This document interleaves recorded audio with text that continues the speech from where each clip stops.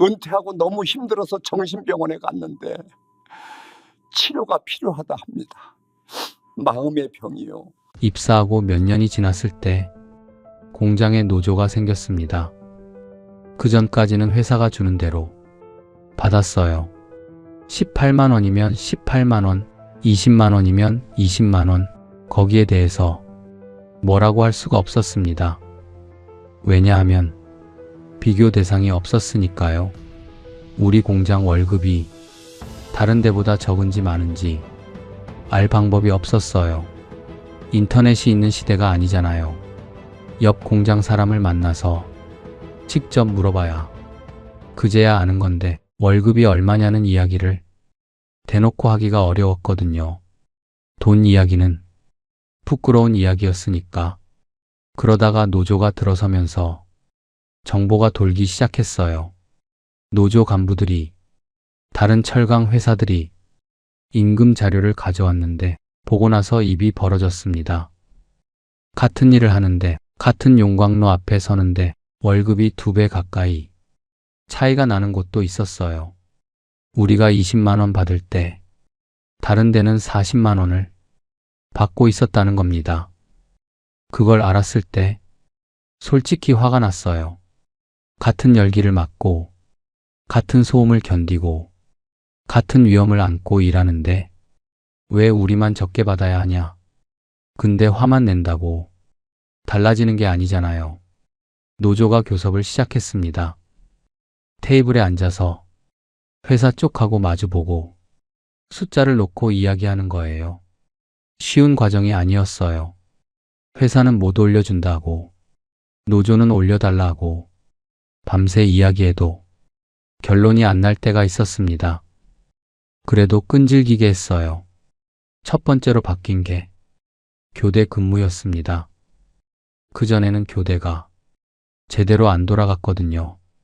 사람이 부족하면 연장 근무를 시키는데 그게 자발적인 게 아니라 반강제였어요. 12시간 일하고 나서 4시간 더 하라고 하면 거절하기가 어려웠습니다. 거절하면 찍히니까 다음 인사에서 불이익 받을까봐 싫어도 했어요. 16시간을 서 있으면 다리가 후들후들 떨려요. 집에 가서 쓰러지듯이 누우면 다음 날 또 출근이에요. 노조가 생기고 나서 3교대가 제대로 잡혔습니다. 8시간 일하고 다음 조가 들어오고 연장 근무도 본인이 원할 때만 하는 걸로 바뀌었어요. 그러니까 몸이 살 것 같았습니다. 잠을 잘 수 있게 됐어요. 이게 얼마나 큰 건지 겪어봐야 알아요.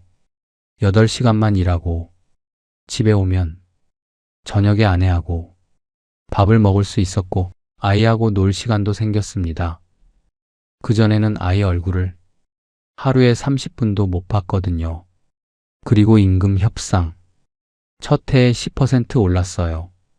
18만 원이 20만 원 가까이 된 겁니다. 2만 원이 는 건데 그게 작은 돈이 아니에요. 2만 원이면 쌀을 살 수 있었고 아이 신발을 사줄 수 있었고 어머니한테 1만 원 더 드릴 수 있었으니까 그 다음 해에 9%, 그 다음에 8%, 그 다음에 7% 매년 조금씩 올랐습니다. 다른 철강 회사 수준을 따라가기 위해서 계속 올려야 했거든요. 한꺼번에 확 올리면 좋겠지만 회사도 버텨야 하니까 점차 맞춰 나간 거예요. 노조 간부들이 매년 협상 결과를 벽에 붙여놨는데 올해 몇 % 올랐다. 기본급이 얼마가 됐다. 수당이 이렇게 바뀌었다. 그걸 읽을 때마다 한 계단 올라간 느낌이었어요. 18만 원이 20만 원이 되고 20만 원이 30만 원이 되고 30만 원이 50만 원이 되더라고요. 50만 원을 처음 받았을 때 봉투가 두꺼워진 게 손에 느껴졌어요. 10,000원짜리 50장. 그걸 세는 데만 한참 걸렸습니다. 아, 이게 50만 원이구나. 세상이 달라 보였어요. 그때 제가 계산을 했습니다. 머리가 좋아서가 아니에요. 살기 위해서 한 계산입니다. 우리가 18만 원으로도 살았잖아요. 힘들었지만 살긴 살았거든요. 라면 끓여 먹고, 반찬 없이 김치에 밥 먹고, 그래도 살았어요. 그러면 50만 원이 됐을 때 30만 원은 안 쓰고도 살 수 있지 않냐. 물론 물가가 올랐으니까 18만 원대처럼 빠듯하게는 못 살지만 20만 원 정도로 아껴서 살면 30만 원은 남길 수 있는 거지요. 아내한테 말했어요. 여보, 오른 만큼은 통째로 저축하자. 우리 지금까지처럼만 살면 30만 원을 모을 수 있어. 아내가 뭐라고 했는지 아세요? 당신 지금 고생하면 나중에 편하다. 나는 괜찮으니까 넣을 수 있을 때 넣어. 그 말이 고마웠어요. 보통은 월급이 오르면 생활 수준도 올리잖아요. 고기 좀 더 먹고 옷 좀 사고 외식도 하고. 근데 아내는 올라간 만큼을 포기한 거예요. 자기도 좀 편하게 살고 싶었을 텐데 그걸 참은 거잖아요. 재형저축이라고 아십니까? 정식 이름은 근로자 재산형성저축이에요. 회사 다니는 사람만 가입할 수 있는 저축인데 이자를 좀 더 줬어요. 일반 저축보다 한 2% 정도 더 붙었던 것 같습니다. 3년짜리를 넣는 겁니다. 3년 동안 매달 넣으면 만기에 이자까지 붙어서 나오는 거예요. 월급이 50만 원 되니까 30만 원을 재형저축에 넣었습니다. 20만 원으로 한 달을 사는 거예요. 부부가 둘이서 20만 원으로 산다는 게 말이 쉽지. 정말 빠듯했습니다. 쌀 사고, 반찬거리 사고, 수도세, 전기세, 가스비 내면 손에 남는 게 거의 없었어요. 아내한테 미안했지요. 결혼 이야기를 안 했는데 28배 했어요. 선을 봤습니다. 동네 아주머니가 소개해줬는데 다방에서 만났어요. 첫눈에 마음에 들었습니다. 수줍은 사람이었어요. 고개를 좀 숙이고 말을 조근조근 하는데 목소리가 참 고왔습니다. 커피잔을 두 손으로 감싸 쥐고 홀짝홀짝 마시는 모습이 예뻤어요. 솔직히 저는 내세울 게 없었습니다. 학력도 없고 재산도 없고 있는 거라곤 용광로 앞에서 일하는 두 손뿐이었는데 자기소개를 하면서 공장에서 일한다고 했더니 아내가 고개를 끄덕이면서 이러더라고요. 힘드시겠어요. 그 한마디가 따뜻했습니다. 힘든 걸 알아주는 사람이 처음이었거든요. 두 번째 만남, 세 번째 만남, 네 번째 만남에서 용기를 내서 물었어요. 저 결혼 생각 있으세요? 아내가 고개를 숙이더니 작은 목소리로 대답했습니다. 네. 그 한 글자에 세상을 다 얻은 기분이었어요. 아내 부모님이 걱정을 많이 하셨습니다. 그 사람 학교도 못 나왔다며? 공장에서 일한다며? 몸 상하면 어떡할래? 괜찮겠냐? 아내가 대답했대요. 손이 두꺼운 사람이 마음도 두꺼운 거 아니겠어요? 성실한 사람이에요. 그 말을 나중에 전해 듣고 가슴이 뜨거워졌습니다. 이 사람을 위해서라면 용광로 앞에서 평생이라도 서겠다, 그 생각을 했어요. 결혼하고 나서 아내가 참 알뜰하게 살림을 했습니다. 시장에서 제일 싼 반찬거리만 샀어요. 시금치가 비싸면 콩나물, 콩나물이 비싸면 무. 그날 제일 싼 걸 골랐어요. 고기는 한 달에 한 번 아이 생일날만 먹었습니다. 아이가 셋째 생일 때 돼지고기 한 근을 사와서 불고기를 해줬는데 아이가 고기를 먹으면서 눈이 동그래져서 이렇게 말했어요. 엄마, 이게 뭐야? 맛있다. 고기를 모르는 거예요. 먹어본 적이 거의 없으니까. 그때 아내 얼굴이 살짝 일그러지더니 바로 웃음으로 바꿨습니다. 맛있지? 많이 먹어. 아빠가 열심히 일해서 사온 거야. 나중에 설거지하면서 아내가 조용히 울었어요. 수도꼭지 소리에 섞여서 울음소리가 안 들리게 하려는 것 같았는데 저는 알았습니다. 모른 척 했어요. 그 자리에서 같이 울면 아이한테 미안하니까 방에 들어가서 이불 속에서 주먹을 꽉 쥐었습니다. 더 벌어야 한다. 아이한테 고기를 자주 먹여야 한다. 아내를 울리면 안 된다. 그렇게 악착같이 모으기 시작했어요. 재형저축이 만기되면 다시 3년짜리를 넣고 그게 만기되면 또 넣고 끊이지 않게 돌렸습니다. 보험도 들었어요. 아내가 보험을 꼼꼼하게 챙겼습니다. 당신 이거 하나 넣자. 뇌경색이나 큰 병에 2천만 원 나오는 보험이야. 매달 좀 나가긴 하는데 혹시 모르잖아. 그때 저는 솔직히 귀찮았어요. 보험료가 매달 나가니까 그 돈이 아까웠거든요. 그거 안 넣어도 되지 않아? 우리 둘 다 건강한데 뭐하러 병원 걱정을 해. 아내가 고집을 부렸습니다. 우리 같은 사람은 아프면 끝이야.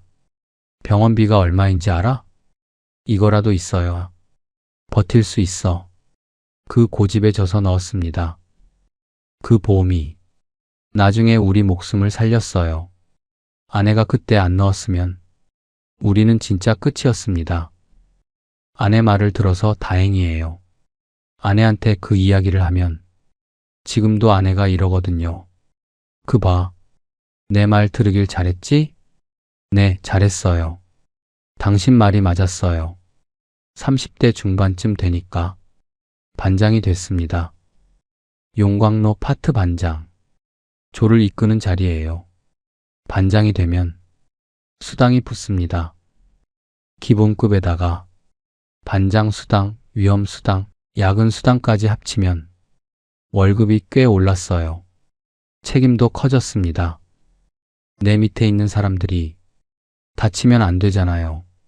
용광로 앞에서 한순간 실수하면 화상을 입거나 더 큰 사고가 날 수 있거든요. 안전 점검을 직접 했어요.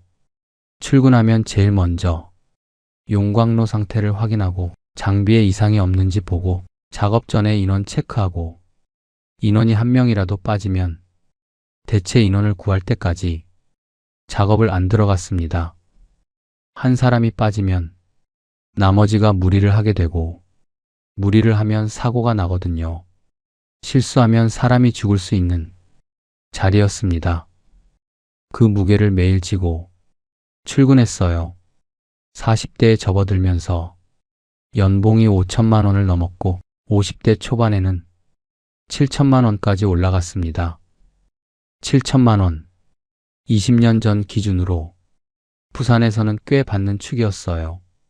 월급 명세서를 받으면 숫자를 한참 들여다봤습니다. 이게 내 월급이라고. 국민학교 중퇴한 사람이 기술 하나로 여기까지 왔다고. 나중에 알아보니까 공무원하고 비교해도 크게 안 달랐거든요. 그때는 이렇게 생각했습니다. 이 정도면 노후는 걱정 없겠지. 국민연금도 꼬박꼬박 넣고 있었고 재형저축도 여러 번 돌렸고 보험도 있었으니까 31년만 채우면 편하게 살 수 있겠다. 아내한테도 그렇게 말했어요. 조금만 더 참아. 내가 퇴직하면 우리 편하게 살자. 여행도 가고 맛있는 것도 먹고. 아내가 웃으면서 고개를 끄덕였습니다. 당신 그때까지 건강해야 해. 알지? 건강 잃으면 돈 있어도 소용없어. 건강. 그때는 그 말이 인사치레인 줄 알았어요. 31년을 버틴 몸이 무너질 거라고는 생각도 못 했거든요. 무너진 건 제 몸이 아니라 제 옆에 있던 사람이었습니다. 같은 공장에서 31년을 같이 일한 친구가 있었습니다. 이름은 말 안 하겠어요. 그 사람 가족이 있으니까. 다만 제 인생에서 가장 오래 곁에 있었던 사람이라는 것만 말씀드리겠습니다. 다른 부서 반장이었는데 나이가 저하고 똑같았어요. 같은 해에 입사했고 같은 해에 반장이 됐고 같은 해에 퇴직할 예정이었습니다. 서로 처음 만났을 때가 아직도 기억나요. 신입 교육 때 옆자리에 앉았는데 그 친구도 학력이 높지 않았거든요. 서로 어디 나왔냐고 물었다가 둘 다 국민학교라서 웃었습니다. 야, 우리 비슷하네. 그 한마디로 친해졌어요. 점심시간에 같이 밥 먹고 야근하면 같이 라면 끓이고 주말에 가끔 가족끼리 만나서 고기를 구웠습니다. 아이들 나이도 비슷해서 같이 놀았어요. 이 친구하고 약속을 했거든요. 야, 우리 정년 퇴직하면 낚시 가자. 부산인데 바다가 코앞이잖아. 좋다. 퇴직하면 맨날 가자. 새벽에 나가서 해 뜰 때까지 앉아 있는 거다. 횟감 잡으면 회 떠 먹으면서 소주 한잔 하자. 야, 생각만 해도 좋다. 빨리 퇴직하고 싶다.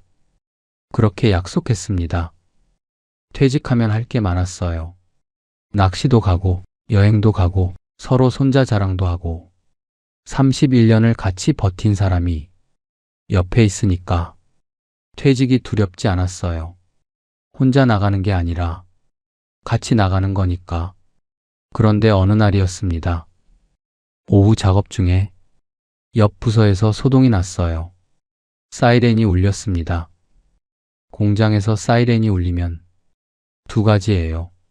화재이거나 사람이 다쳤거나 어느 쪽이든 심장이 덜컥 내려앉는 소리입니다. 작업을 멈추고 소리가 난 쪽으로 뛰어갔더니 사람들이 모여 있었어요. 원 모양으로 둘러서서 바닥을 내려다보고 있었습니다. 비집고 들어가 봤더니 누군가 바닥에 쓰러져 있었어요. 그 친구였습니다. 심장마비였어요. 안전모가 벗겨져서 옆에 굴러 있었고 눈이 감겨 있었습니다. 옆에 아내가 있었대요. 그날따라 아내가 도시락을 가져다 주러 공장에 왔었는데 도시락을 건네려는 순간 남편이 갑자기 비틀거리더니 쓰러진 거예요. 아내가 처음에는 장난인 줄 알았대요. 여보, 왜 그래? 장난치지 마. 일어나. 근데 일어나질 않았습니다. 여보, 여보. 다가가서 어깨를 흔들었는데 축 늘어져 있었어요. 그때서야 아내가 비명을 질렀고 동료들이 달려왔습니다. 구급차가 왔는데 병원에 도착했을 때 의사가 고개를 저었어요. 심장이 멈춘 지 너무 오래됐다고 했습니다. 장례식장에 갔어요. 영정 사진 앞에 서는데 다리에 힘이 없었습니다. 사진 속에서 웃고 있었어요. 회사 야유회 때 찍은 사진 같았는데 해맑게 웃고 있었습니다. 31년을 같이 버틴 사람이 관 안에 누워 있으니까 어제까지 같이 밥 먹고 낚시 가자고 약속한 사람이 영정 사진으로만 남았습니다. 빈소에 앉아서 한참을 아무 말도 못했어요. 친구 아내가 상복을 입고 앉아 있었는데 눈이 퉁퉁 부어 있었습니다. 제가 인사를 하려는데 친구 아내가 먼저 말했어요. 아저씨, 우리 집 양반이 아저씨 퇴직하면 낚시 가자고 그렇게 좋아했는데 그 말에 참았던 게 터졌어요. 장례식장에서 울었습니다. 소리내서 울었어요. 옆에 있던 동료가 등을 두드려줬는데 그 손이 느껴지질 않았습니다. 장례가 끝나고 화장을 했어요. 납골당에 친구를 모시고 나서 밖으로 나왔는데 하늘이 뿌옇더라고요.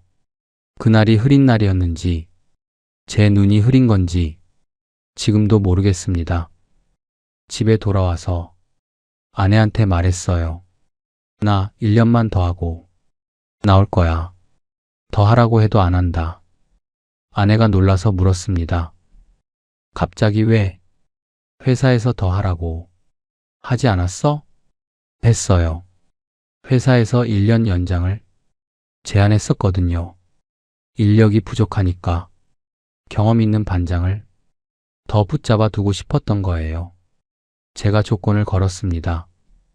1년을 더 하되 지금 설정된 그대로 임금 인상분을 적용해 주라. 내년에 임금이 오르면 나도 똑같이 올려달라. 회사가 약속했어요. 문서로 받았습니다. 그래서 1년을 더 한 겁니다. 근데 그 1년 동안 친구 얼굴이 자꾸 떠올랐어요. 용광로 앞에 서면 바로 옆 부서에서 그 친구가 일하고 있을 것 같은데 돌아보면 빈자리였습니다. 낯선 사람이 그 자리에 서 있었어요. 새 안전모를 쓴 하얀 모자. 그 하얀 모자를 볼 때마다 가슴이 먹먹했습니다. 점심시간에 식당에 가면 늘 마주 앉던 자리가 비어 있었어요. 다른 사람이 거기 앉으면 이상하게 불편했습니다. 그 자리에 앉으면 안 되는데 하는 마음이었어요. 스트레스가 쌓였습니다. 잠이 잘 안 왔어요. 새벽에 깨서 천장을 보면서 생각했습니다. 나도 저렇게 될 수 있다. 용광로 앞에서 쓰러지면 그게 끝이다. 아내한테 도시락 받으려다가 쓰러지면 그게 끝이야. 스트레스 받으면서까지 뭘 더 하겠나? 이만큼이면 됐지 뭐. 1년을 채우고 퇴직 서류에 도장을 찍었습니다. 도장을 찍는 순간 손이 떨렸어요. 31년이에요. 23세 들어가서 54세 나왔습니다. 인생의 절반 이상을 이 공장에서 보냈어요. 나오는 날 개인 사물함을 정리했습니다. 안전모가 있었어요. 까맣게 변색된 안전모. 31년 동안 제 머리를 지켜준 모자. 만져보니까 표면이 울퉁불퉁했어요. 열에 녹았다가 굳었다가 를 반복한 흔적이었습니다. 손에 들고 한참을 봤어요. 가져갈까 말까 고민했는데 결국 사물함에 두고 나왔습니다. 누가 쓸 수도 있으니까. 아니, 솔직히 말하면 가져가면 계속 생각날 것 같아서 두고 온 거예요. 공장 정문을 나서는데 등 뒤에서 용광로 소리가 들렸습니다. 쿵쿵쿵. 쇳물이 쏟아지는 둔탁한 소리. 그 소리를 31년 동안 매일 들었는데 그날따라 다르게 들렸어요. 마치 공장이 작별 인사를 하는 것 같았습니다. 잘 가라, 수고했다. 그런 소리로 들렸어요. 뒤를 돌아보지 않았습니다. 돌아보면 못 나갈 것 같았으니까 정문을 나서서 버스 정류장까지 걸어가는데 다리가 풀렸어요. 벤치에 앉아서 한참을 멍하니 앉아 있었습니다. 이제 뭘 하지? 내일부터 뭘 하지? 31년 동안 내일 할 일이 정해져 있던 사람이 갑자기 내일이 비어버리면 그게 얼마나 무서운 건지. 내일이 없는 게 아니라 내일이 비어 있는 거예요. 그 빈 공간이 생각보다 훨씬 무섭습니다. 퇴직금을 받았습니다. 금액은 말 안 하겠어요. 31년 치고는 생각보다 적었다. 그것만 말씀드리겠습니다. 기대를 안 한 건 아니에요. 31년이면 좀 나오겠지 했는데 세금 떼고 이것저것 빠지니까 손에 쥐는 건 생각보다 적었습니다. 그리고 국민연금 바로 안 나옵니다. 63세부터 나오거든요. 54세 나왔으니까 9년을 기다려야 했어요. 9년. 수입이 없는 9년. 회사에서 정년 퇴직하면 석 달 동안은 월급처럼 돈을 줬거든요. 적립금 같은 건데 매달 통장에 찍히니까 아직은 괜찮다 싶었어요. 31년 다니던 습관이 아직 몸에 남아 있어서 통장에 돈이 들어오면 안심이 됐거든요. 근데 석 달이 끝나면 그 다음 달부터 통장에 찍히는 게 없습니다. 그 빈줄을 보는 순간 등줄기가 서늘해졌어요. 9년이라는 시간이 얼마나 긴지 퇴직해 보신 분은 아실 겁니다. 퇴직하고 한 달쯤 지나니까 이상한 일이 생겼습니다. 아무 이유 없이 눈물이 나요. 아침에 일어나서 눈물이 나고, 밥 먹다가 눈물이 나고, 텔레비전 보다가 눈물이 나고, 밤에 누우면 또 눈물이 나요. 처음에는 감기 때문인가 싶었어요. 날이 추우니까 눈이 시려서 그런 줄 알았습니다. 코를 풀어도 눈물이 안 그치길래 이상하다 싶었어요. 근데 감기가 아니었습니다. 진짜 슬퍼서 나는 눈물이었어요. 뭐가 슬프냐고요? 그걸 모르겠어요. 뭐가 슬픈지 모르겠는데 눈물이 나는 겁니다. 밥을 먹다가 갑자기 숟가락 위에 눈물이 뚝 떨어지면 아내가 놀라서 쳐다봤어요. 당신 왜 그래? 어디 아파? 병원 가볼까? 아프지 않아요. 몸은 아무 데도 안 아픈데 눈물이 나는 겁니다. 어떻게 설명해야 할지 모르겠더라고요. 아프다고 하기도 뭐하고 슬프다고 하기도 뭐하고 그냥 눈물이 나요. 그것밖에 설명이 안 됐습니다. 사실은요, 몸이 아닌 게 아팠어요. 31년 동안 매일 새벽 5시에 일어나서 6시에 출근하고 오후 3시에 퇴근하고 그 리듬이 내 삶의 전부였는데 갑자기 아침에 일어나도 갈 데가 없으니까 알람이 안 울려요. 알람을 맞출 이유가 없거든요. 31년 동안 새벽 5시에 알람이 울렸는데 이제는 안 맞춰도 되니까 알람을 꺼놨어요. 근데 몸은 기억합니다. 5시면 저절로 눈이 떠져요.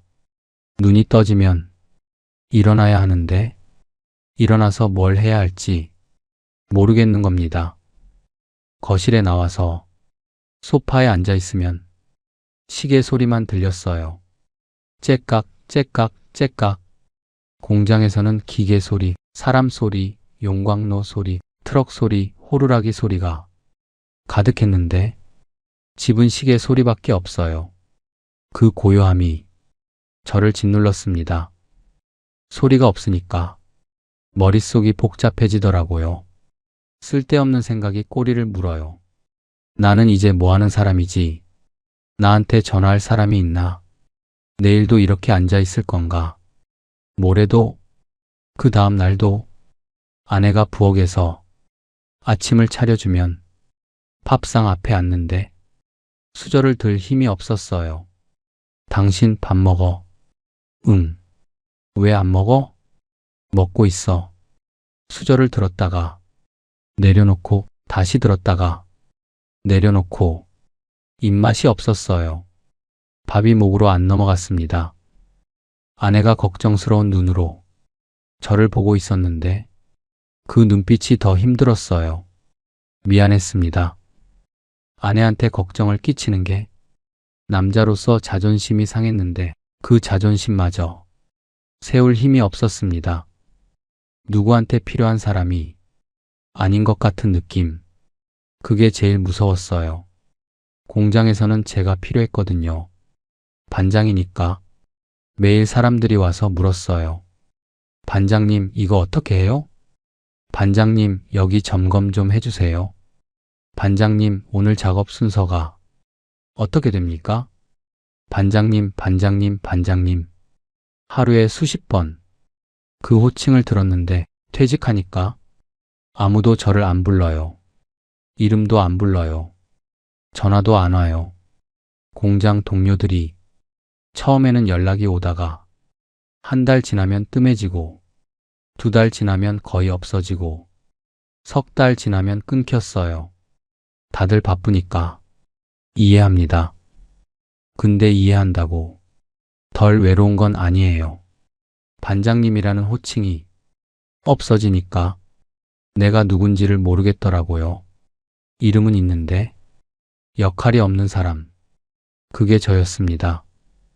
용광로 앞에서 650도를 버틴 사람이 집안에서 눈물 한 방울을 못 참습니다. 웃기지요? 뜨거운 건 참았는데 텅 빈 하루는 못 참겠어요. 수입도 끊겼습니다. 석 달 동안 들어오던 적립금이 끝나니까 통장이 멈췄어요.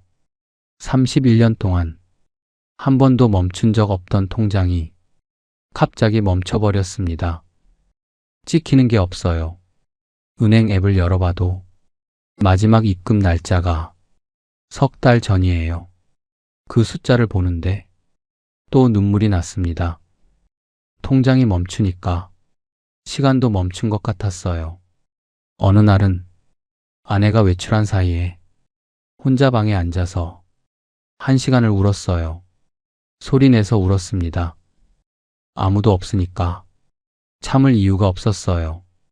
울고 나니까 좀 나아지나 싶었는데 다음 날 또 같았어요.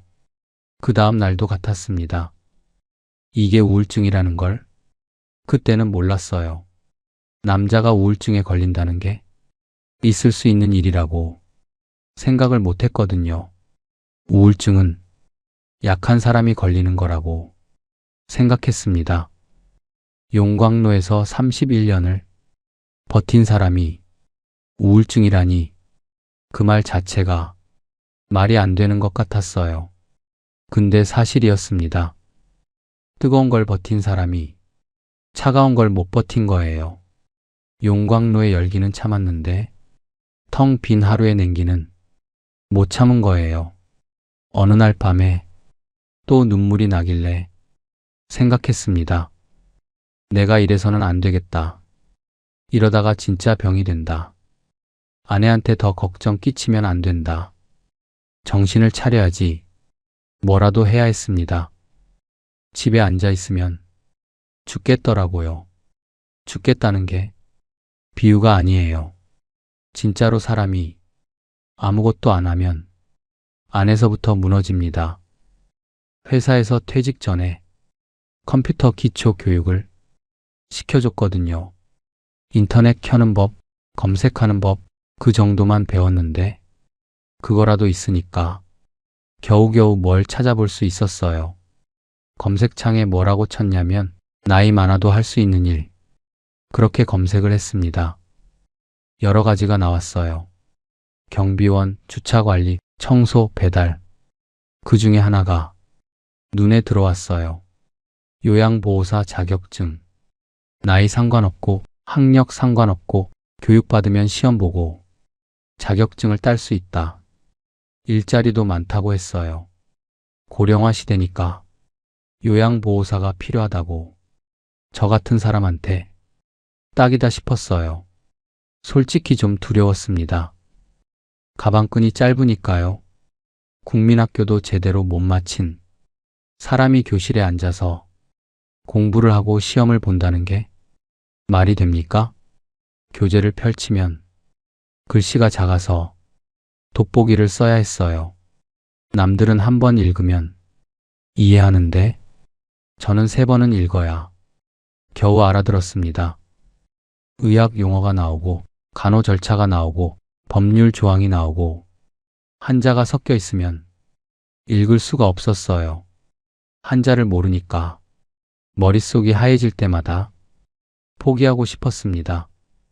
근데 포기하면 다시 집에 앉아서 눈물 흘리는 거잖아요. 이를 악물었습니다. 교육원에 갔어요. 교실에 들어가니까 저보다 나이 많은 분도 계시더라고요. 머리가 하얀 할머니가 앞줄에 앉아서 열심히 필기하고 있었어요. 아, 나만 그런 게 아니구나. 나만 늦은 게 아니구나. 그게 위안이 됐습니다. 집에 와서 교재를 펼치면 아내가 옆에 앉았어요. 당신 이거 답이 뭐야? 아내가 문제를 읽어줬습니다. 제가 답을 말하고 아내가 맞는지 확인해주고 3번. 맞아, 3번. 당신 잘하네. 이번에는? 2번? 아니, 4번이야. 여기 다시 읽어봐. 이 줄이야, 이 줄. 아내가 손가락으로 줄을 짚어가면서 설명해 줬어요. 시험 전날 밤에도 아내가 옆에서 끝까지 같이 있어 줬습니다. 당신 내일 시험인데 좀 자. 잠이 안 와. 떨어지면 어떡해? 떨어지면 또 보면 되지. 한 번에 붙어야 한다는 법 없잖아. 잠 안 자면 내일 머리가 안 돌아가. 그 말에 겨우 눈을 감았습니다. 시험장에 갔어요. 답안지를 봤는데 손이 떨렸습니다. 국민학교 받아쓰기 이후로 시험이라는 걸 처음 보는 거나 마찬가지니까 주변을 보니까 연필 쥐는 손이 떨리는 사람이 저 말고도 있었어요. 한 문제 한 문제 천천히 읽었습니다.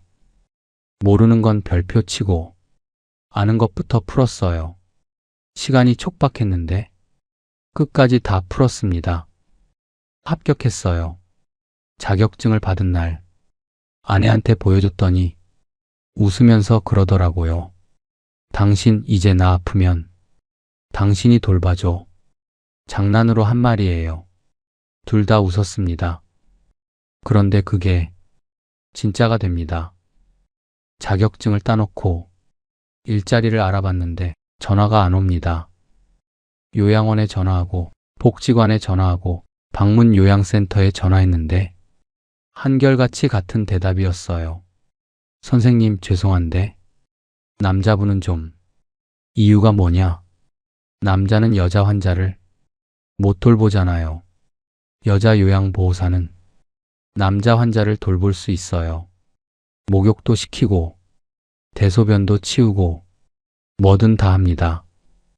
근데 남자가 여자 환자한테 그걸 할 수는 없잖아요. 그러니까 남자 요양보호사는 남자 환자만 맡을 수 있는데 그마저도 자리가 별로 없대요. 여성분들이 남자 환자도 다 돌보니까 굳이 남자를 안 뽑는 거예요. 자격증은 있는데 쓸 데가 없다. 시험부터 놓고 전화기만 쳐다보는 거예요. 하루, 이틀, 일주일 전화가 안 울렸습니다. 그때 진짜 허탈했어요. 떨리는 손으로 공부하고 아내한테 문제 읽어달라고 하고 시험장에서 식은땀 흘리면서 합격했는데 끝에 가서 남자라서 안 된다. 이 한마디에 다 무너지더라고요. 자격증을 서랍에 넣었습니다. 쓸 데가 없으니까. 근데 나중에 그 자격증이 쓸모가 생겼어요. 내가 상상도 못한 방식으로 요양보호사가 안 되니까 다른 길을 찾아야 했습니다. 집에 앉아 있을 수는 없었어요. 앉아 있으면 다시 눈물이 나니까 뭐라도 해야 했습니다. 돈을 벌어야 했어요. 국민연금이 안 나오고 적립금도 끊기고 재형저축 모아둔 것도 생활비로 조금씩 빠지고 있었으니까 통장 잔고가 매달 줄어드는 게 보였습니다. 이번 달 50만 원 빠지고 다음 달 40만 원 빠지고 이대로 가면 몇 년 안에 바닥이에요. 매일 돈이 들어와야 아내한테 밥값이라도 가져다 줄 수 있었습니다. 다시 컴퓨터를 켰어요. 이번에는 검색창에 이렇게 쳤습니다. 매일 돈 주는 일자리. 왜 매일이냐면요. 한 달을 기다릴 여유가 없었거든요. 월급은 한 달 뒤에 나오잖아요. 그 한 달을 버틸 돈이 없었습니다. 검색 결과에 인력회사라는 게 나왔어요. 건설 현장에 사람을 보내주는 중개회사인데 하루 일하면 그날 바로 돈을 준대요. 일당 10만 원. 근데 원래 10만 원인데 중개비 2만 원을 떼고 8만 원을 준다는 겁니다. 2만 원을 떼인다고 하니까 속이 좀 쓰렸어요. 10만 원어치 일을 하는데 2만 원을 그냥 가져간다는 거잖아요. 20%를 떼이는 거예요. 근데 어떡하겠어요. 갈 데가 없는데. 전화를 했습니다. 여보세요, 일하고 싶은데요. 나이가 어떻게 되세요? 나이를 물어보길래 좀 망설였어요. 나이가 많으면 안 시켜줄까봐. 56입니다. 건설 현장 경험 있어요? 네.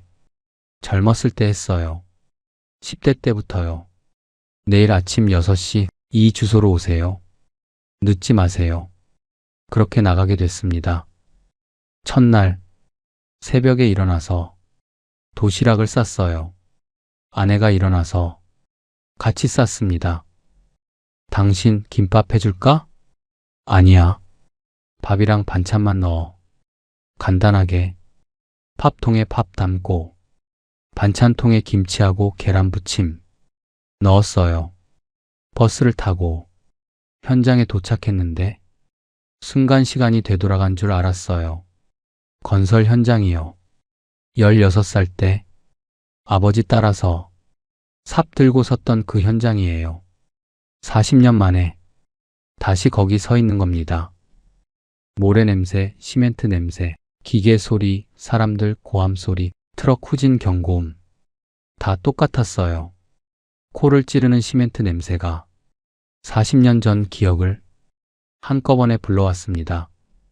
아버지 따라다니던 때, 물집 잡힌 손으로 양동이를 나르던 때, 삽이 너무 무거워서 비틀거리던 때, 달라진 건 하나, 제 나이뿐이었습니다. 16살 때는 어른들 사이에서 제일 어렸는데 56에 가니까 제가 제일 많았어요. 현장 반장이 이름표를 보고 배치를 해줬는데 아저씨 자재 정리 쪽으로 가주세요. 힘든 건 젊은 친구들이 할 테니까 정리 쪽으로요. 힘든 건 젊은 친구들이 한다. 31년 동안 용광로 앞에서 반장으로 일한 사람한테 정리를 시키는 거예요. 자존심이 상했냐고요? 솔직히 처음에는 그랬어요. 근데 이내 생각을 고쳤습니다. 여기서 자존심 부릴 처지가 아니잖아. 돈을 벌러 왔지. 대접받으러 온 게 아니야.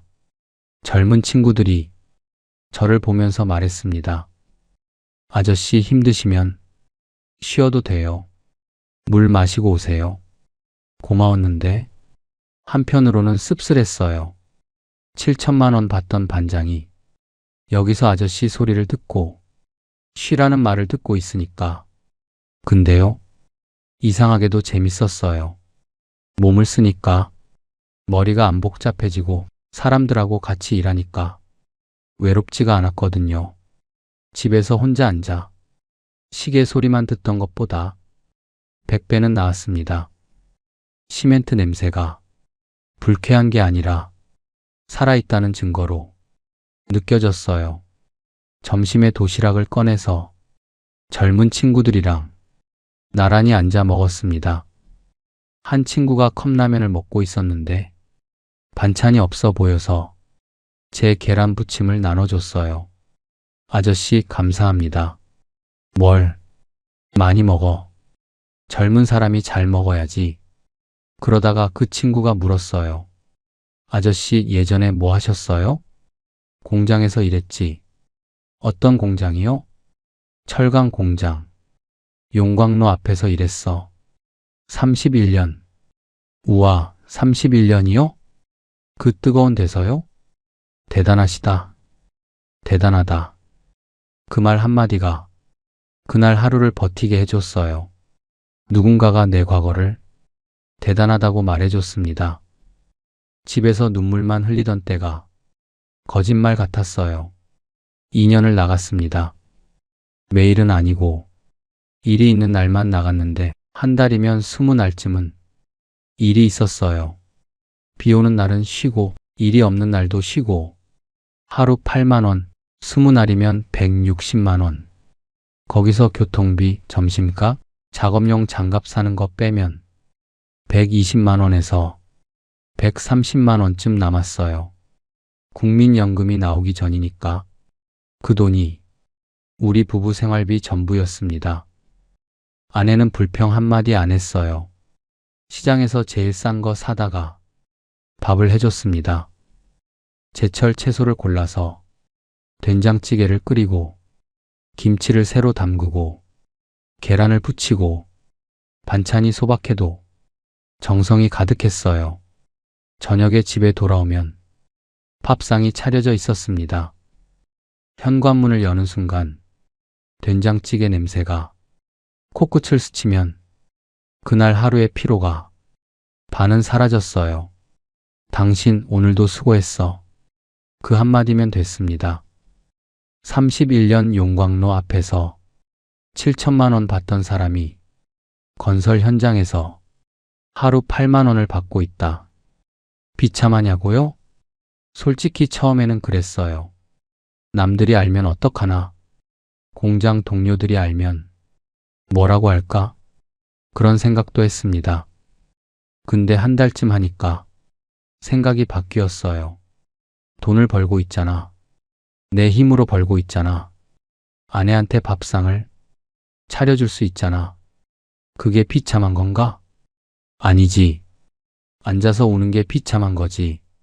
8만 원이든 8천만 원이든 내가 번 돈은 다 귀한 거라고 그때 깨달았습니다. 16살 때 2만 원 받고 기뻤던 것처럼 56에 8만 원 받고 기뻤어요. 봉투는 다르지만 마음은 같았습니다. 그런데요, 그날도 현장에서 일하고 있었어요. 자재 정리를 하고 있었는데 주머니에서 전화가 울렸습니다. 현장에서는 전화를 잘 안 받아요. 소음 때문에 안 들리기도 하고 작업 중에 받으면 위험하기도 하니까. 근데 계속 울렸어요. 한 번, 두 번, 세 번. 모르는 번호였는데 3번이나 울리니까 뭔가 싶어서 받았습니다. 앞집 사모님 목소리였어요. 여보세요? 저 앞집인데요. 사모님이 쓰러져 가지고 지금 응급실에 실려갔어요. 울산대학병원이래요. 전화기를 잡은 손에 힘이 빠졌습니다. 뭐라고요? 쓰러졌다고요? 어느 병원이요? 울산대학병원이요? 말이 꼬였어요. 같은 질문을 3번 했습니다. 머릿속이 하얘졌거든요. 31년 동안 용광로 앞에서 650도를 견디면서 한 번도 안 떨었던 손이 그날 처음으로 떨렸어요. 전화기를 쥔 손이 부들부들 떨렸습니다. 현장 반장한테 뛰어갔어요. 집사람이 쓰러졌어요. 저 지금 가야 합니다. 죄송합니다. 반장의 얼굴을 보더니 바로 알았나 봐요. 가세요, 아저씨. 일당은 나중에 정산해 드릴게요. 빨리 가세요. 뛰었습니다. 현장에서 도로까지 200m를 뛰었어요. 버스를 타야 하는데 버스가 안 와서 택시를 잡았습니다. 기사님, 울산대학병원이요. 빨리 좀 가주세요. 택시비 14,000원. 하루 8만 원 버는 사람한테 14,000원이 적은 돈이 아닌데 그때는 그런 거 생각할 겨를이 없었습니다. 택시 안에서 손을 꽉 쥐고 있었어요. 창밖을 보는데 아무것도 안 보였습니다. 제발, 제발, 제발. 입속으로 그 말만 반복했어요. 병원 응급실에 도착했습니다. 택시에서 내리자마자 뛰었어요. 응급실 입구에 자동문이 열리는 게 느려서 손으로 밀었습니다. 안으로 들어가니까 사람이 많았어요. 커튼으로 칸이 나뉘어 있는데 어디에 아내가 있는지 몰라서 두리번거렸습니다. 간호사한테 물었어요. 제 아내가 여기 실려왔는데요. 이름을 대니까 3번 커튼이라고 했습니다. 커튼을 젖히고 들어갔더니 아내가 침대에 누워 있었어요. 링거가 꽂혀 있고 머리에 뭔가 기계가 연결돼 있고 모니터의 숫자가 깜빡거리고 있었습니다. 그런데 아내가 대소변을 못 가리고 있었어요. 내 눈앞에서 이불이 젖어 있었고 냄새가 났습니다. 아내 얼굴이 하얗게 질려 있었어요. 눈은 감겨 있었고 입술이 파랗게 변해 있었습니다. 그걸 보는 순간 다리에 힘이 풀렸어요. 커튼봉을 잡고 겨우 섰습니다. 잡지 않았으면 주저앉았을 거예요. 간호사가 왔어요. 보호자시죠? 뇌경색입니다. CT 찍어봤는데 왼쪽 뇌에 혈전이 있어요. 뇌경색. 그 단어를 듣는 순간 아내가 보험 넣을 때 했던 말이 떠올랐습니다. 뇌경색이나 큰 병에 2천만 원 나오는 보험. 그때 그 말을 왜 했는지 알 것 같았어요. 의사가 나와서 설명을 해줬습니다. 골든타임 안에 오셨으니까 지금 당장 위험하지는 않습니다. 혈전 용해제를 투여했고 경과를 지켜봐야 합니다. 회복 되는 겁니까? 사람마다 다릅니다. 짧으면 몇 달, 길면 1, 2년도 걸릴 수 있어요. 후유증이 남을 수도 있고요. 걸을 수 있습니까? 우리 집사람이 걸을 수 있습니까? 재활을 열심히 하시면 가능성은 있습니다. 가능성은 있다. 된다는 말도 아니고 안 된다는 말도 아닌 그 중간 어디쯤 가능성이라는 말에 매달릴 수밖에 없었습니다. 아내를 집중치료실에 입원시켰습니다. 면회가 안 돼요. 집중치료실은 하루에 정해진 시간만 유리창 너머로 잠깐 볼 수 있고 밤에는 보호자를 들여보내지 않습니다. 면회 시간에 갔어요. 유리창 너머로 아내를 봤는데 기계에 둘러싸여 누워 있었습니다. 눈을 감고 있었어요. 움직이지 않았습니다. 유리창에 손을 댔어요. 차가웠습니다. 이 유리 하나 사이에 아내가 있는데 만질 수가 없었어요. 면회가 끝나고 복도로 나왔습니다. 집에 갔어요. 혼자 방에 앉았는데 잠이 안 옵니다. 아내가 옆에 있다가 없으니까 31년 동안 매일 옆에서 잤던 사람이 갑자기 없어지면 그 빈자리가 얼마나 큰지 아세요? 침대 반쪽이 비어 있는 게 방 전체가 빈 것 같았어요. 이불을 덮어도 옆이 차갑습니다. 손을 뻗으면 아무것도 안 잡혀요. 집사람 생각이 나요. 제가 공장에서 돌아오면 현관에서 맞아주던 모습, 밥상을 차리면서 오늘 반찬이 좀 없다고 미안해하던 얼굴, 시험 전날 밤에 문제를 읽어주던 목소리 다 떠올랐습니다. 건설 현장에서 돌아올 때 당신 오늘도 수고했어. 그 한마디 해주던 사람. 혼자 앉아서 오열했어요. 소리내서 울었습니다. 아이들이 방에서 나와서 아빠 진정하라고 등을 두드려줬어요. 아빠, 엄마 괜찮을 거야. 의사 선생님도 그랬잖아. 가능성이 있다고. 그래, 괜찮을 거다. 괜찮아야 한다. 아들이 등을 두드려주는데 아들 손이 따뜻했어요. 이 아이가 언제 이렇게 컸나? 이 손이 언제 이렇게 커졌나? 그날 밤에 다시 병원으로 갔습니다.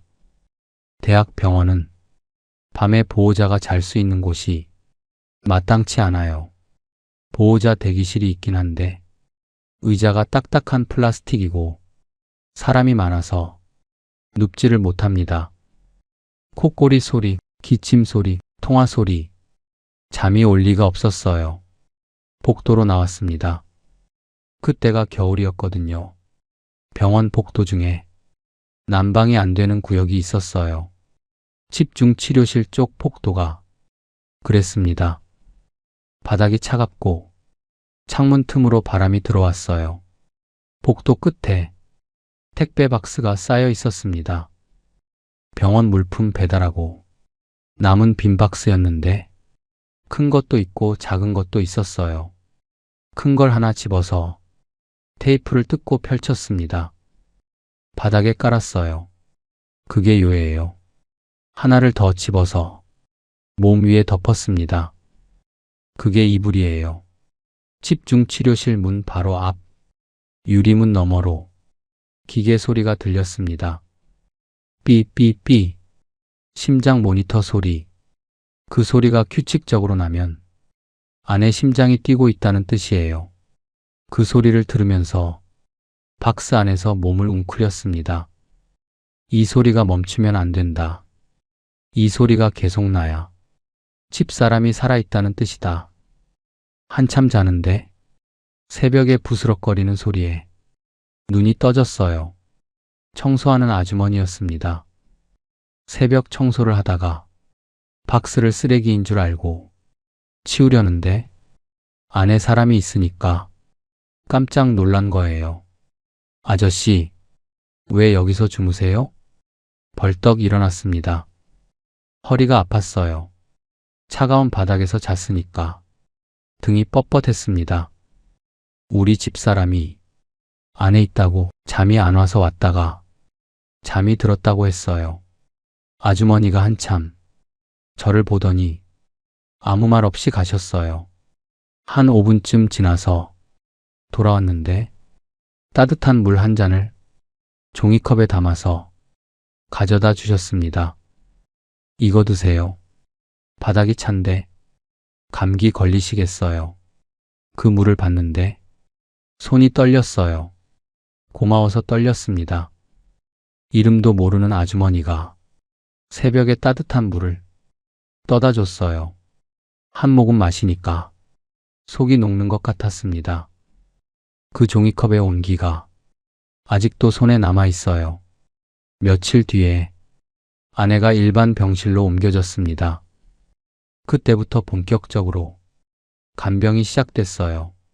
제가 직접 했습니다. 간병인을 부를 돈이 없었거든요. 간병인 하루에 얼마인지 아세요? 그때 기준으로도 하루에 8만 원에서 10만 원은 했어요. 하루에 8만 원.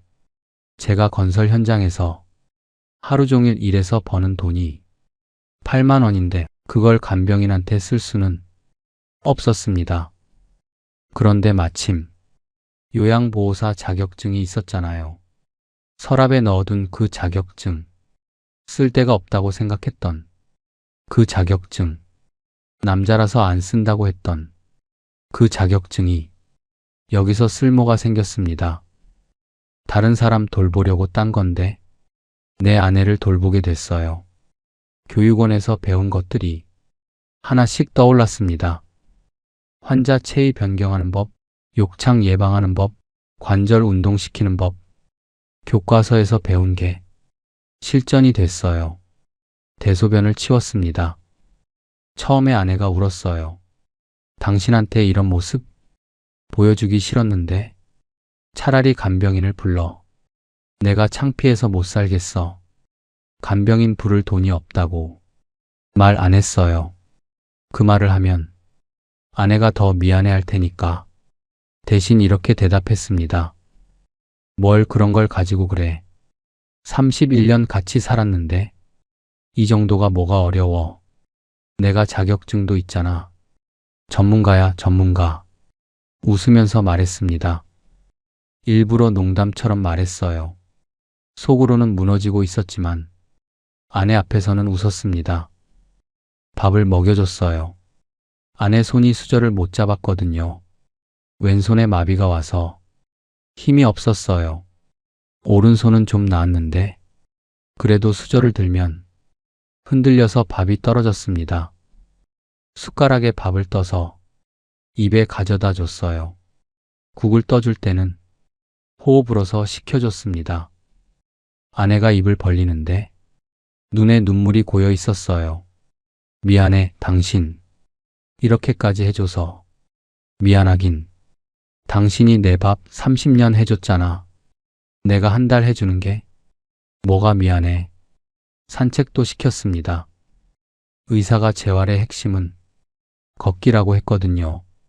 매일 걸으십시오. 조금씩이라도 걸어야 근력이 돌아옵니다.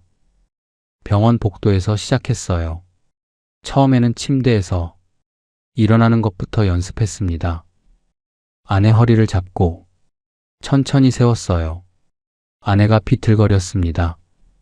다리에 힘이 없어서 혼자 서지를 못했어요. 제가 옆에서 부축했습니다. 한 발자국, 그 한 발자국 떼는데 30초가 걸렸어요. 두 발자국, 세 발자국, 병실에서 복도까지 10발자국을 걷는데 5분이 걸렸습니다. 정상인이면 3초면 갈 거리를 5분 걸려서 갔어요. 그래도 걸었습니다. 복도를 한 바퀴 도는 코스가 있었는데 정상인은 30분이면 도는 코스를 아내하고 가면 1시간 30분이 걸렸습니다. 비가 와도 돌았고 눈이 와도 돌았습니다. 밖에 못 나가는 날은 복도에서 왔다 갔다 했어요. 아내가 지쳐서 주저앉으려고 하면 뒤에서 안아서 다시 세웠습니다. 조금만 더 가자. 저기 벤치까지만. 힘들어. 나 좀 쉴래. 다리가 안 움직여. 알겠어. 잠깐만 쉬자. 근데 여기 말고 저기 벤치에 가서 쉬자. 그래서 벤치까지 걸어가게 만들었어요. 거기 앉아서 쉬면 또 다음 벤치까지 걸었습니다. 매일 그렇게 했어요. 벤치 하나, 그 다음에는 벤치 둘, 그 다음에는 반 바퀴, 그 다음에는 한 바퀴. 조금씩 조금씩 내가 이 사람을 꼭 살려내겠다. 그 마음 하나였어요. 요양보호사 교육 때 선생님이 하신 말이 기억났습니다. 환자가 포기하려고 할 때 보호자가 포기하면 안 됩니다. 보호자가 한 발자국 더 걸어주셔야 합니다. 그 말이 머릿속에 박혀 있었어요. 2년 5개월이 지났습니다. 아내가 걸을 수 있게 됐어요. 처음에는 비틀거렸는데 나중에는 혼자서 복도를 걸었습니다. 수저를 잡을 수 있게 됐어요. 처음에는 밥이 떨어졌는데 나중에는 혼자서 밥을 떠서 먹었습니다. 계단을 오를 수 있게 됐어요. 처음에는 한 칸도 못 올랐는데 나중에는 2층까지 혼자 올라갔습니다. 의사가 놀랐어요. 보호자분이 재활을 정말 잘 시키셨네요. 이 정도면 거의 정상 회복입니다. 대단합니다. 그 말을 듣는데 또 눈물이 났어요. 이번에는 기쁜 눈물이었습니다. 우울증 때 흘린 눈물, 아내 쓰러졌을 때 흘린 눈물, 박스 안에서 흘린 눈물, 다 슬픈 눈물이었는데 이건 기쁜 눈물이었습니다. 퇴원하는 날 아내가 병원 정문을 두 발로 걸어서 나왔어요. 제 손을 잡고요. 아내가 제 손을 잡으면서 이렇게 말했습니다. 당신 아니었으면 나 여기서 못 나왔어. 당신이 살려줬어. 그 한마디에 2년 5개월이 다 갚아졌습니다. 박스 뒤집어 쓰고 잔 밤도, 새벽에 물 한 잔 받은 것도, 대소변 치운 것도, 1시간 30분 산책한 것도 다 갚아졌어요. 그런데 시련은 끝이 아니었습니다. 퇴원하고 2년쯤 지나서 아내가 교통사고를 당했어요. 동네를 걸어가다가 차에 부딪힌 거예요. 몸이 아직 완전하지 않으니까 반응이 느렸던 거지요. 다시 병원, 또 병원이에요. 다행히 뼈가 부러진 건 아닌데 충격이 크다고 해서 한방 치료를 권했습니다. 한방 치료를 받는데 일주일에 120만 원이 나왔어요. 한 달이면 480만 원. 국민연금 100만 원 받는 사람한테 480만 원이 어디서 나오겠습니까? 담당 의사한테 솔직히 물었어요. 선생님, 이거 꼭 해야 합니까? 솔직히 돈이 없습니다. 의사가 잠깐 생각하더니 이렇게 말했습니다. 이거 안 하셔도 됩니다. 시간이 지나면 몸이 자연 회복되니까 굳이 이 비용을 쓸 필요 없어요. 무리하지 마세요. 솔직한 의사였어요. 돈 벌 수 있는 치료를 안 해도 된다고 말해주는 의사가 얼마나 고마운지 모릅니다. 한방 치료는 중단했어요. 그 대신 보험이 있었습니다. 아내가 젊을 때 꼬박꼬박 넣어둔 보험. 우리 같은 사람은 아프면 끝이야. 이거라도 있어야 해. 그때 아내가 한 말이 비로소 완전히 이해됐습니다. 보험에서 2천만 원이 나왔어요.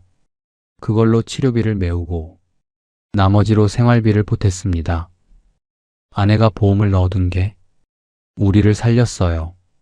진짜로 제가 귀찮다고 하지 말라고 했는데 아내가 고집을 부려서 넣은 그 보험. 만약에 그 보험이 없었으면 우리는 끝이었습니다. 지금 국민연금이 한 달에 100만 원 나옵니다.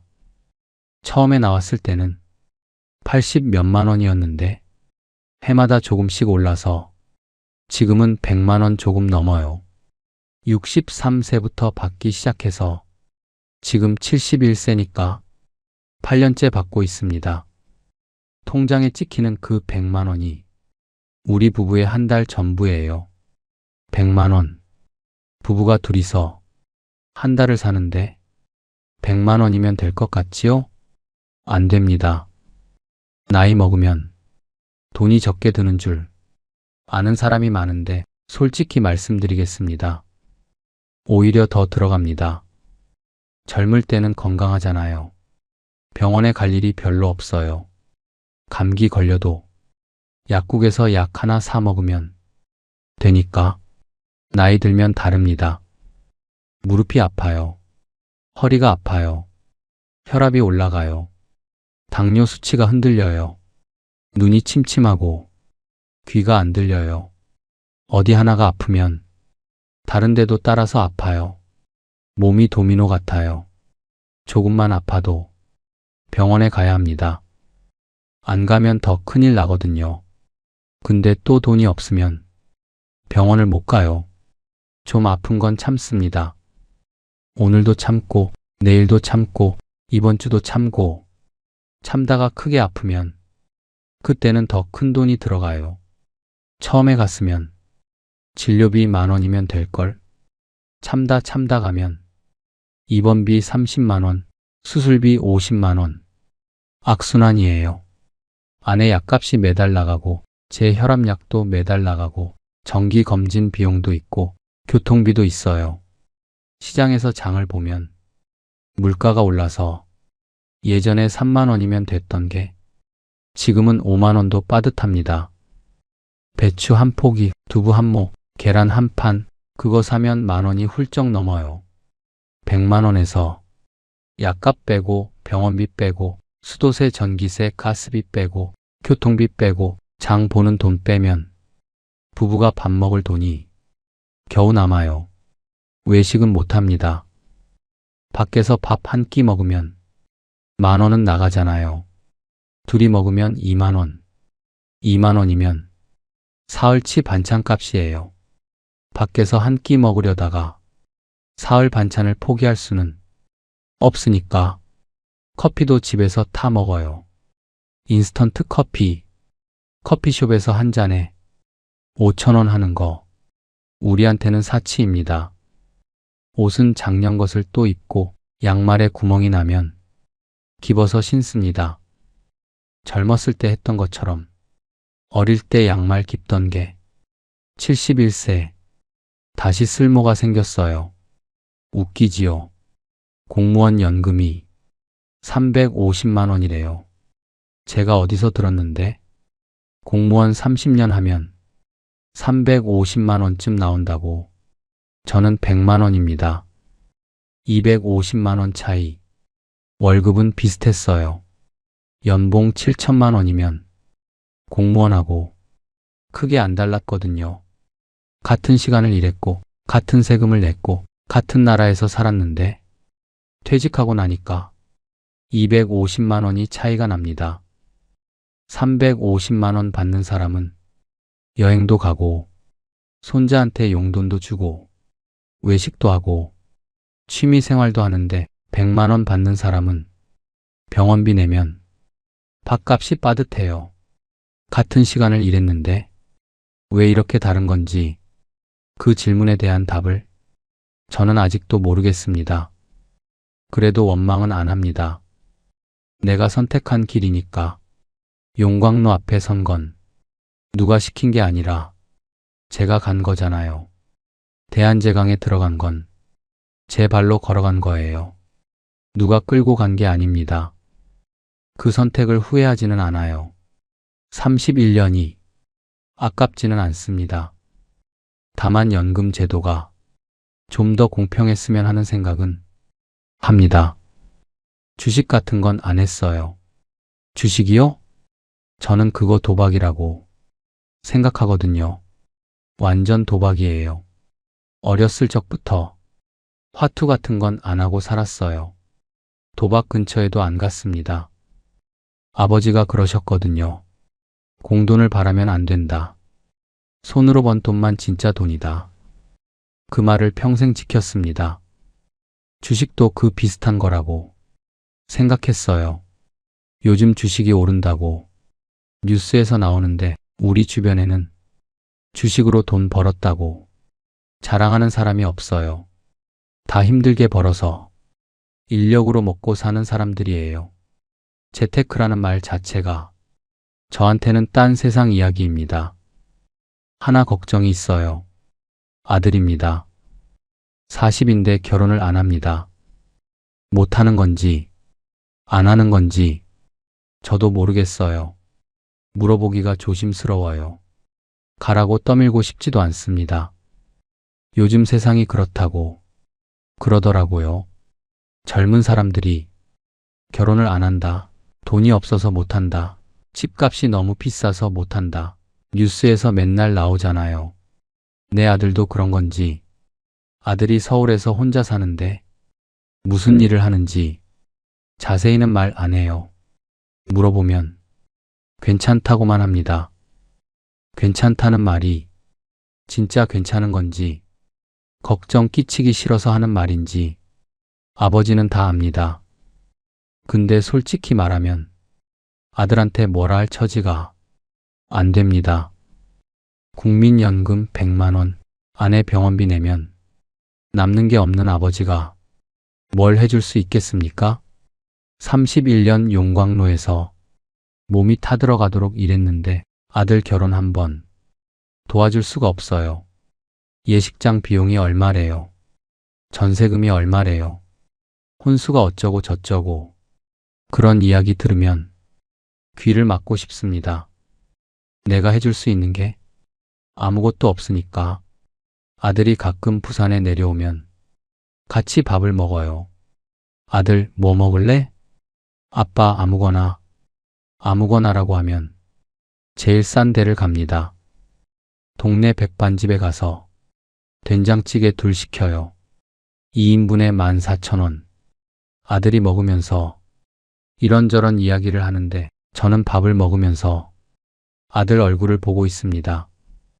40이 됐는데 아직 미혼이고 서울에서 혼자 살고 있고 얼굴이 피곤해 보여요. 이 녀석이 행복한가? 행복하면 좋겠는데 해줄 게 없다는 게 아버지로서 제일 무거운 짐이에요. 돈이 있으면 전세금이라도 보태줄 텐데 결혼하겠다고 하면 예식장이라도 잡아줄 텐데 그 마음만 있고 주머니는 비어 있습니다. 그래도 아내가 옆에 있습니다. 2년 5개월 간병해서 다시 걷게 만든 사람이 제 옆에 있어요. 아침에 일어나면 아내가 부엌에서 밥을 짓고 있어요. 밥솥에서 김이 나고 된장찌개가 보글보글 끓고 제가 일어난 걸 보면 돌아보면서 웃어요. 일어났어? 밥 먹어. 그 한마디가 하루를 시작하게 해줍니다. 저녁에 같이 산책을 나가요. 동네 공원을 한 바퀴 도는데 30분 걸립니다. 병원에서는 1시간 30분이었는데 지금은 30분이면 돌아요. 손을 잡고 걷습니다. 젊었을 때는 손을 안 잡고 다녔어요. 남자가 아내 손을 잡고 다니는 게 쑥스러웠거든요. 부산 사나이가 아내 손을 잡고 공원을 걸어? 그게 부끄러웠습니다. 지금은 잡아요. 안 잡으면 안 됩니다. 이 손을 놓으면 또 어떤 일이 생길지 모르니까 한 번 놓쳤다가 2년 5개월이 걸렸어요. 다시는 안 놓겠습니다. 아내가 산책하면서 그래요. 당신, 우리 둘이 건강하면 된다. 아들은 알아서 할 거다. 우리가 건강해야 아들한테 짐이 안 되는 거야. 노후 생활에서 제일 중요한 게 뭐냐고요? 부부가 같이 건강한 거. 그거 하나예요. 돈이 350만 원이 있어도 몸이 아프면 소용없고 100만 원밖에 없어도 건강하면 손잡고 걸을 수 있어요. 제가 그걸 2년 5개월 동안 배웠습니다. 박스 뒤집어 쓰고 잔밤에 배웠어요. 대소변 치우면서 배웠고 1시간 30분 산책하면서 배웠고 종이컵에 담긴 물 한 잔에서 배웠습니다. 퇴직하실 분들한테, 퇴직하고 집에 앉아 계신 분한테 한 가지만 말씀드리겠습니다. 집에 앉아 있지 마십시오. 아내하고 집에서 마주 보고만 있으면 서로 지칩니다. 남자가 퇴직하면 집에서 큰 소리 치고 짜증내고 그러면 아내가 힘들어요. 아내 입장에서는 30년 동안 낮에 혼자 있었는데 갑자기 남편이 하루 종일 집에 있으면 그것도 스트레스거든요. 밖에 나가십시오. 좋은 데도 가보고 나쁜 데도 가보고 얻어먹는 데도 가보고 산에도 가보고 바다에도 가보고 공원에서 한 바퀴만 돌아도 됩니다. 취미를 하나 만드십시오. 뭐든 좋습니다. 산책이든 낚시든 운동이든 그림이든 장기든 바둑이든 돈 안 드는 것도 많아요. 공원 걷기, 도서관 가기, 경로당에서 이야기하기, 뭐든 하십시오. 안 하면 무너집니다. 제가 그랬어요. 집에 앉아서 눈물만 흘리다가 건설 현장에 나가니까 살아났잖아요. 몸을 쓰십시오. 사람을 만나십시오. 밖에 나가면 세상이 달라 보입니다. 그리고 하나 더. 아내를 잘 대하십시오. 퇴직하면 아내가 밥 차려주는 게 당연한 줄 아는데 당연한 게 아닙니다. 아내가 잔소리를 한다고 짜증내지 마십시오. 보험 넣으라고 잔소리하면 귀찮다고 하지 마십시오. 병원 가라고 잔소리하면 괜찮다고 넘기지 마십시오. 그 사람이 쓰러지고 나서야 잔소리가 얼마나 소중한 건지 알게 됩니다. 저는 알아요. 삐삐삐. 그 기계 소리 들으면서 박스 안에서 벌벌 떨어봤으니까 그 소리가 멈출까봐 숨도 못 쉬고 누워 있어 봤으니까 용광로에서 31년 650도를 견딘 사람이 드리는 마지막 조언입니다. 몸이 재산이에요. 돈은 없어져도 다시 벌 수 있지만 건강을 잃으면 돈이 있어도 소용없습니다. 아내 손을 잡으십시오. 오늘 저녁에 한 바퀴만 같이 걸으십시오. 멀리 안 가도 돼요. 동네 한 바퀴면 됩니다. 손잡고 걸으면서 오늘 하루 어땠냐고 물어보십시오. 그게 노후의 전부입니다. 고맙습니다. 여기까지예요.